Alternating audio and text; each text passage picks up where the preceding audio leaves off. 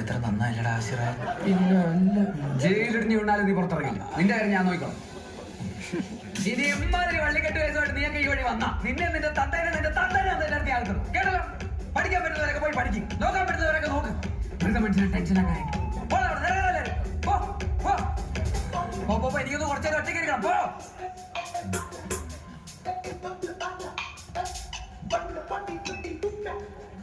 സാറേ ഞങ്ങളും ഇറങ്ങണ വഴി ഇവിടെ പെട്ടെന്ന് ഇറങ്ങി പോകേണ്ട കേസ് മറന്നിരുന്നേ. പിന്നെ സാറേ, ഇത്രയും വർഷം ഞങ്ങളുടെ അച്ഛനമ്മമാർക്കില്ലാത്ത സ്നേഹമാണ് ഒറ്റ പ്രാവശ്യം കൊണ്ട് സാറിന് ഞങ്ങളോട്.